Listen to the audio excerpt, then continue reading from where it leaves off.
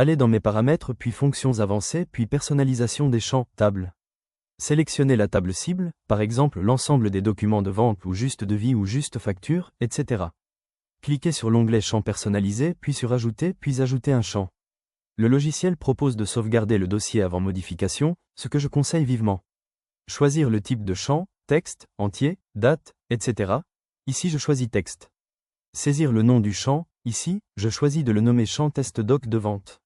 Après validation du champ, les propriétés apparaissent à droite comme le nom dans la base de données commençant par x, _, le type, le nom affiché qui peut être modifié, la possibilité de compléter ce champ sur un document validé, etc. Enregistrer la création et confirmer la réouverture du paramétrage. Le champ personnalisé est bien présent dans la table documents de vente et il est possible, par exemple, pour les devis et les commandes de ne pas proposer ce champ en décochant visible. Modifiez aussi la longueur du champ texte en définissant le nombre de caractères autorisés. Enregistrer puis répondre non à la question réouverture du paramétrage. Ouvrir un bon de livraison et saisir une valeur test dans le nouveau champ de l'onglet Champs personnalisés.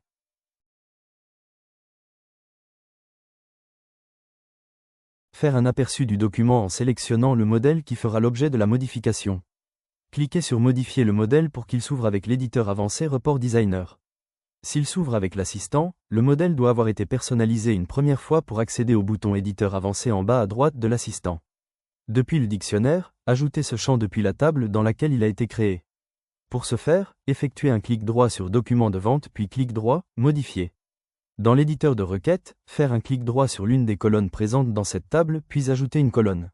Dans la fenêtre qui s'ouvre, saisir XX dans la zone de recherche puis cocher le champ personnalisé dans la liste, ici champ test doc de vente. Validez votre choix, le champ apparaît en bas de la liste des champs de la table pour le modèle. Enregistrez les modifications réalisées dans l'éditeur de requête.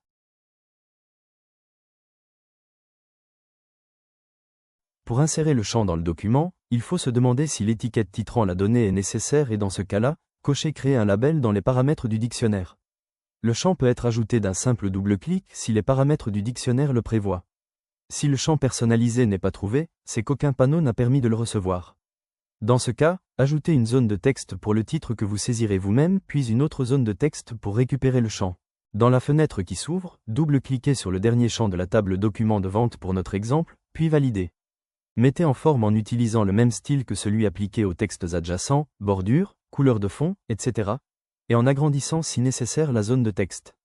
Enregistrez le modèle sous le nom initial ou un nouveau nom pour ne pas toucher au modèle initial. Fermez Report Designer. Depuis l'aperçu, rafraîchir le bon de livraison pour voir apparaître le titre et la valeur saisie dans le champ personnalisé du bon de livraison.